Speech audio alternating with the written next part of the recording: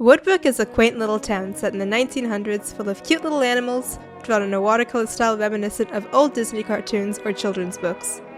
Not much happens in this quiet town, and our main character, Sam, wouldn't have it any other way. Sam is well liked by everyone in Woodbrook, and she is kind and respectful to every person she meets, regardless of who they are. But she harbors a dark secret, an innate desire that she cannot keep hidden within herself. So she goes to the city to satisfy her grotesque urges, where no one would notice because, in the city, people go missing all the time and no one bats an eye. This video is a deep dive into the brutal, fascinating mindset of the calculated serial killer Sam, who is the twisted protagonist of Beneath the Trees Where Nobody Sees. Every teddy bear who's been good is sure of a treat today. There's lots of marvelous things to eat and wonderful games to play. Beneath the trees where nobody sees, they'll hide and seek as long as they please. That's the way the teddy bears have their picnic.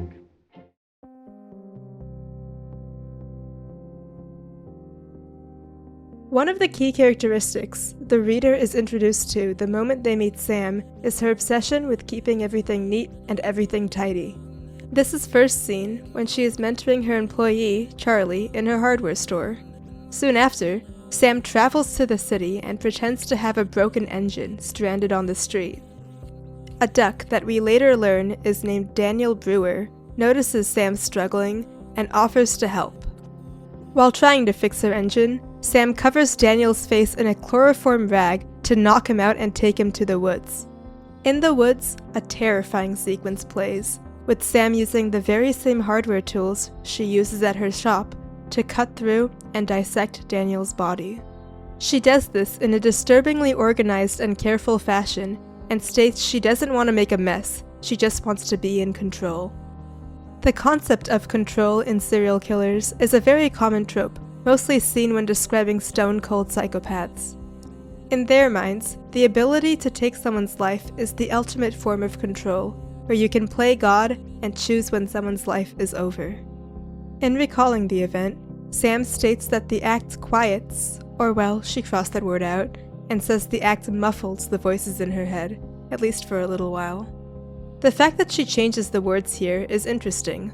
Likely she does this to make it clear to the reader that the voices never fully quiet down. She just suppresses and muffles them for a brief moment whenever she goes through her meditative process of taking a person's life. And in cutting the body into disturbingly even, symmetrical slices, she does her best to keep everything neat and everything tidy. Now, many people believe this Sam character to be quite similar to the beloved crime show character, Dexter. But there is a key factor that distinguishes Sam from him. Dexter has a moral reasoning behind his killings. He only kills bad people, usually other serial killers. Sam, on the other hand, tries to keep things random as a rule for herself.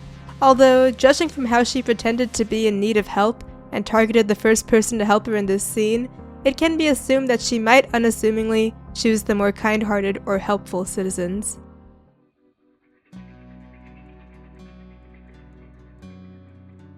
After burying Daniel, Sam walks by a bear and tells him, "I'd appreciate it if we could keep this between just the two of us." This seemingly small encounter turns out to be an ingenious representation of Sam's character. Patrick Horvath, the creator of the comic, states that he added the bear to represent that Sam's killings were an act of nature, similar to how animals act in the wild. In the prequel to Beneath the Trees Where Nobody Sees, also known as the Preludium, we see Sam's first story of murder, done shortly after she graduated college. Here, it becomes clear as day that Sam has always had an intrinsic urge to do these heinous acts, telling her victim, "For longer than I can remember, I've wanted to take a body apart piece by piece and reorganize it somehow." Sam has carefully hidden her victims, ensuring she remains innocent while committing her several acts of murder during her years at Woodbrook. Everything stays quiet in Woodbrook, while a few more faceless victims go missing in the city, until one day, during Woodbrook's parade, the unthinkable happens.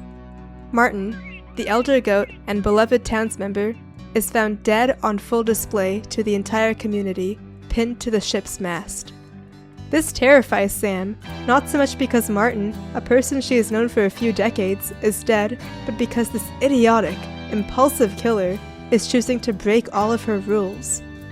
You never kill in Woodbrook, because if you do, people will notice.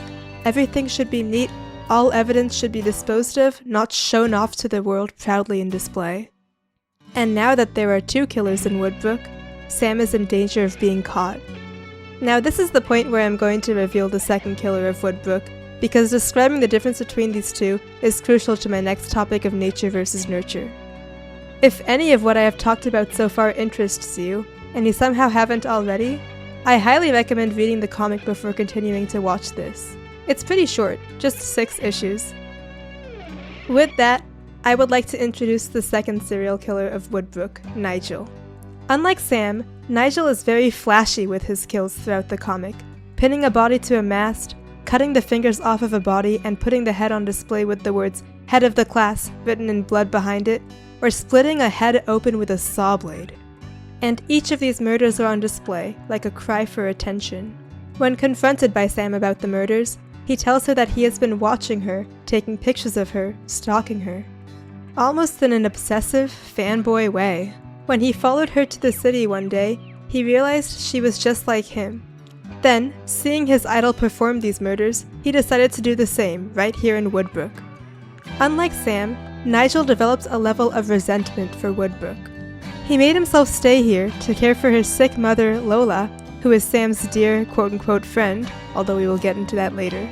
He was ignored and not as well liked as Sam, but Sam always treated him as an equal, which probably attributed to his obsession. But the reasoning behind Nigel's actions were clear. He wanted to get Sam's attention.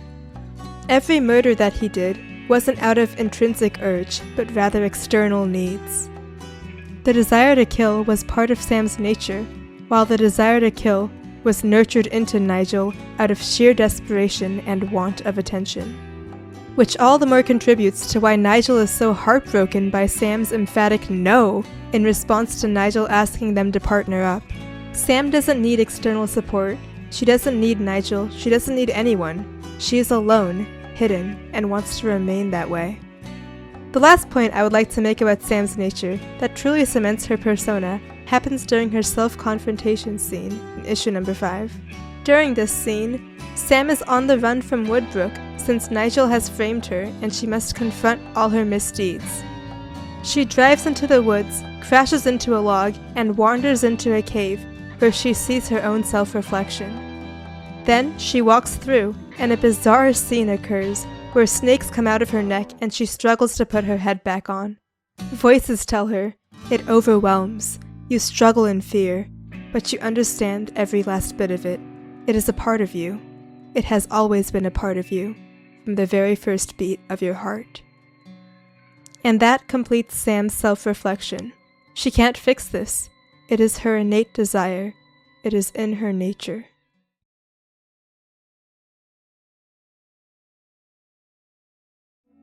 Up until this point of the video, Sam has been shown to be a fascinating but cold-blooded killer at heart.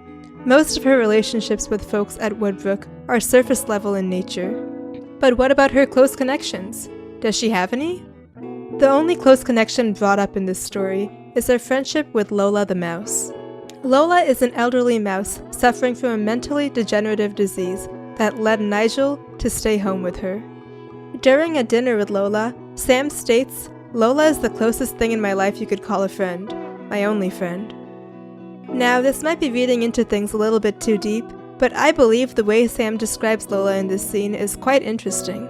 It's almost disconnected in a sense. Instead of saying Lola is my close friend, who I have known for 40 years, she says Lola is the closest thing in my life you could call a friend. Even after 40 years of Sam knowing her, Lola is the closest thing that you, as a reader, would call a friend to Sam, but that doesn't mean Sam thinks the same thing. It is clear Sam does not have a sense of emotional attachment to Lola.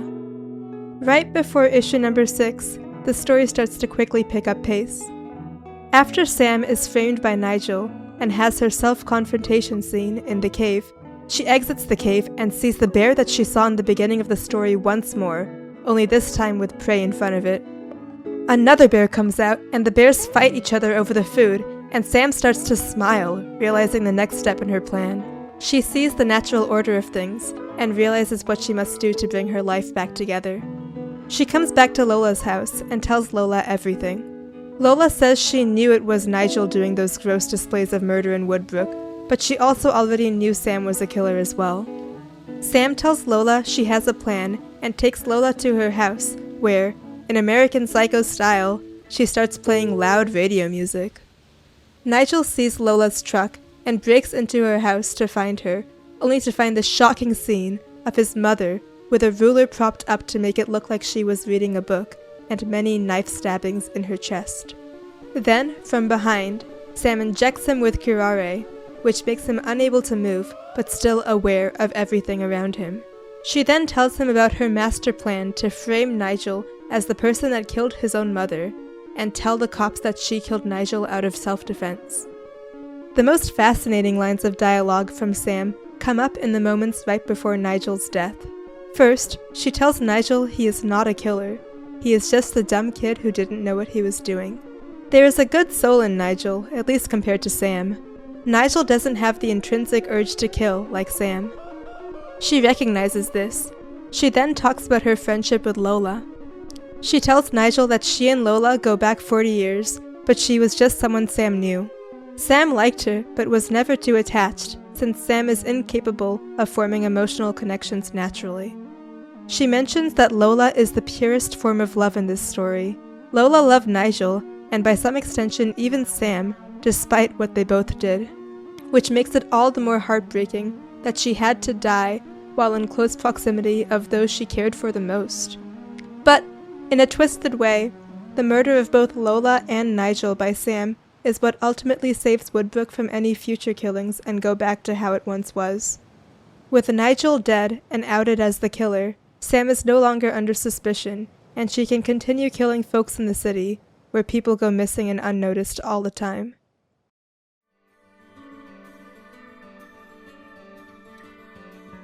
It is truly fascinating how Beneath the Trees Where Nobody Sees approaches its character development of Sam. It's clear that Sam is an unforgivable serial killer right from the start of the story, but once another killer is on the loose, the reader starts to root for Sam, as awful of a person she is. It almost reminds me of an ethical question I was asked in college, asking if you would rather have one close person that you know die, or 100 faceless people in a completely different area die. Most people choose the latter, and I think that reasoning is why the reader favors Sam over Nigel, alongside Sam just being the main character. But, generally, I felt pretty bad for Nigel while reading this story. Unlike Sam, he had hope, he had redeeming factors. Sure, he still wanted to kill people, just like Sam, but likely wouldn't have done it if Sam hadn't already been doing it. And his emotional reactions seemed more human than Sam's. Either way, Beneath the Trees Where Nobody Sees is a fascinating work of art, full of compelling characters. The narrator is an unnerving but quite realistic interpretation of a serial killer that goes a step beyond cold-hearted and uncaring. I definitely look forward to seeing the next works that the author, Patrick Horvath, releases. In fact, I believe he is working on a sequel right now, so that's exciting. If you enjoyed this video, be sure to like and subscribe. I'm still a smaller YouTuber, trying to figure out what content I enjoy making the most, but any positive feedback is a good indicator to me of what you guys enjoy. Thank you, bye-bye!